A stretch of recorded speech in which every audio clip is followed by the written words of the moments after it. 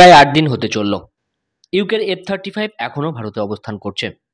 UK media, USA media একেবারে চুপ। কেন? এর পিছনে গোপন কিছু লুকিয়ে আছে কি? নাকি নর্মাল একটা ব্যাপার? ১৪ জুন থেকে যা যা ঘটনা ঘটেছে এই মোস্ট অ্যাডভান্স ফাইটার জেট নিয়ে, সেই সব বিষয় আমি আজকের এই ভিডিওতে কভার করেছি। ভিডিওটিকে প্রথম থেকে শেষ পর্যন্ত দেখার অনুরোধ রইল।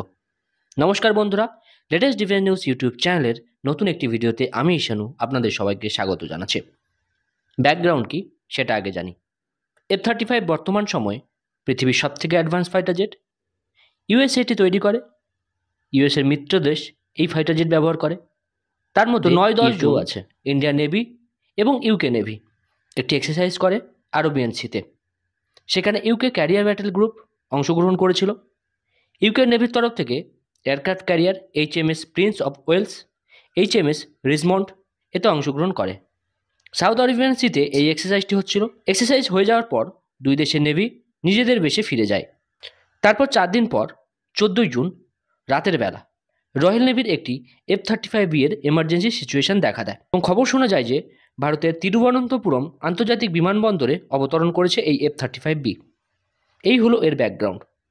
এবার প্রশ্ন, হঠাৎ এমন কী হলো যে হঠাৎ থেকে ভারতে ল্যান্ড করতে হলো? এয়ারক্রাফট ক্যারিয়ারে কেন ল্যান্ড করলো না? ভারতের এয়ার ডিফেন্স জোনের ঠিক বাইরেই কেন ফ্লাইং করছিল? অনেক রকম ধারণা করা হচ্ছিল। সব কিছু একে একে আপনাদের কাছে তুলে ধরছে। ভারতীয় নেভি এবং রয়্যাল নেভির মধ্যে এক্সারসাইজের পর ভারতীয় নেভি তাদের নিজ নিজ স্থানে ফিরে আসে। সূত্র অনুযায়ী রয়্যাল নেভি ডিয়েগো গার্সিয়াতে যাচ্ছিল। এই ডিয়েগো গার্সিয়াতেই কিন্তু আমেরিকা এবং ইউকের বেস। ৪ দিনে অনেকটাই আশা করি রয়্যাল নেভি রওনা দিয়েছিল। রয়্যাল নেভির এয়ারক্রাফট ক্যারিয়ার থেকে একটি F-35B হঠাৎ করে ভারতের এয়ার ডিফেন্স জোনের পাশে উড্ডয়ন করছিল এবং তারপরেই এমার্জেন্সি ল্যান্ডিং। অনেকে অনেক কথা বলছে। ১ নম্বর, সামুদ্রিক আবহাওয়া অনেক খারাপ থাকায় F-35B এয়ারক্রাফট ক্যারিয়ারে ল্যান্ড করতে অসুবিধা হচ্ছিল। তাই অনেক সময় আকাশে থাকার পর ফিউল যখন কম হতে থাকে এবং আবহাওয়া ঠিক না হওয়ার দরুন ভারতকে এমার্জেন্সি সিগন্যাল পাঠানো হয় এবং ভারত F-35Bকে অবতরণের অনুমতি দেয়। নেক্সট যেটা বলা বলি হচ্ছে সেটা হলো রয়্যাল নেভির F-35B ভারতের এয়ার ডিফেন্স সিস্টেমের সক্ষমতা যাচাই করছিল, ভারতের রেসপন্স টাইম চেক করছিল এবং হয়তোবা ভারতের এয়ার ডিফেন্স জোনেও ঢুকেও পড়েছিল। তারপর ভারতীয় বিমান বাহিনী ফোর্সফুলি F-35Bকে ভারতের মাটিতে ল্যান্ড করাতে বাধ্য করায়। তো এরম সব চলছে ইন্টারনেটে। এবারে আসি আসল সত্যি কী হতে পারে সেই ব্যাপারে। রয়্যাল নেভির যেটা বক্তব্য সেটা প্রথম অ্যানালাইসিস করি। সামুদ্রিক আবহাওয়া খারাপ থাকার জন্য এয়ারক্রাফট ক্যারিয়ারে ল্যান্ড করতে পারেনি F-35B। তারপর অনেক সময় আকাশে ঘোরাঘুরির পর এয়ারক্রাফট ক্যারিয়ারে ল্যান্ড করার মতো পরিবেশ তৈরি হয়নি। তখন এয়ারক্রাফটের ফিউল কম হয়ে আসে এবং তখন তারা ভারতে ল্যান্ড করবার জন্য এমার্জেন্সি সিগন্যাল পাঠায় এবং ভারত ল্যান্ড করার অনুমতি দেয়। এ পর্যন্ত সব ঠিক। তারপর ভারত F-35Bতে রিফিউল করে। রিফিউল করার পর F-35Bর করণীয় কী ছিল? ভারত ত্যাগ করা, কিন্তু তারা করেনি।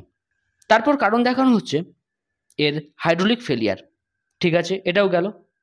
এয়ারক্রাফট ক্যারিয়ার থেকে মেনটেন্যান্স ওয়ার্কার আসলো, টেকনিশিয়ান আসলো, তারাও ঠিক করতে পারলো না। এখন বলা হচ্ছে ইউএসএ বা ইউকে থেকে স্পেয়ার পার্টস আসবে, তারপর সেটা ঠিক করে তারপর উড্ডয়ন করানো হবে। এমনও কথা হচ্ছে যে যদি সেটাও না সম্ভব হয় তাহলে এয়ারলিফট করে নিয়ে যাওয়া হবে এই এয়ারক্রাফটটিকে। এসেছিল রিফিউল করতে, ধরা পড়ছে এত কিছুতে। এর মাঝেও মানে এই ৮ দিনের মধ্যে আরও কিছু ঘটনা ঘটে গেছে। যেমন ইউকের পাইলট এয়ারক্রাফট ছেড়ে কোথাও যেতে চায়নি। তারপর টিম এলে এয়ারপোর্টের রেস্ট রুম থেকেই এমন জায়গায় তারা চুজ করে যেখান থেকে সরাসরি এয়ারক্রাফটটিকে দেখা যাবে। ৪-৫ দিন হয়ে যাওয়ার পর ভারতের তরফ থেকে বলা হয় F-35Bকে হ্যাঙ্গারে নিয়ে যেতে, তাতেও ইউকে রাজি হয়নি। সেমভাবে খোলা আকাশের নিচে আজও দাঁড়িয়ে F-35B। সুরক্ষার জন্য ভারতের CISএর জওয়ানকে নিয়োগ করা হয়েছে। ছবিতে আপনারা সেটা দেখতেও পাচ্ছেন। এবারে অন্য থিওরিতে আসি। প্রায় ৫০-৬০ বছর আগে ইউকে নেভি এয়ারফোর্স ভারতের আন্দামান নিকোবর দ্বীপপুঞ্জের আগে কিন্তু র্যাকি করতো। ভারতের রেসপন্স টাইম তারা চেক করতো। ঠিক তেমনটাই করছিল কি? কিছুদিন আগে ভারতের নেটওয়ার্ক সেন্ট্রিক এয়ার ডিফেন্স সিস্টেমের এত প্রশংসা পেয়েছে, তার সক্ষমতা চেক করতে আসেনি তো এরা? সন্দেহ কিন্তু থেকেই যায়। ভারতীয় বিমান বাহিনীর থেকে বলা হয় F-35B এমার্জেন্সি সিগন্যাল দেওয়ার পর তাকে ডিটেক্ট করা হয়, আইডেন্টিফাই করা হয়, তারপর ট্র্যাক করে ভারতের মাটিতে ল্যান্ড করানো হয়। মানে এমনটা না যে ভারতীয় নেভি আগে ডিটেক্ট করেছে। আগে F-35Bর তরফ থেকে এমার্জেন্সি সিগন্যাল পাঠানো হয়, তারপর ডিটেক্ট করা হয়। এটাই ভারতীয় নেভির তরফ থেকে বলা হয়েছে। F-35Bকে দেখলে বোঝা যাবে পুরোপুরি স্টেলথ অবস্থায় উড্ডয়ন করছিল না। F-35Bর বাইরের যে হার্ড পয়েন্ট আছে সেখানে কিন্তু মিসাইল দেখতে পাওয়া গেছে। তো এটি অ্যাকচুয়াল যতটা স্টেলথ থাকার কথা ততটা কিন্তু ছিল না। তাছাড়াও স্টেলথ এয়ারক্রাফটকে সিভিল র্যাডারে কিন্তু ডিটেক্ট করা যায় না।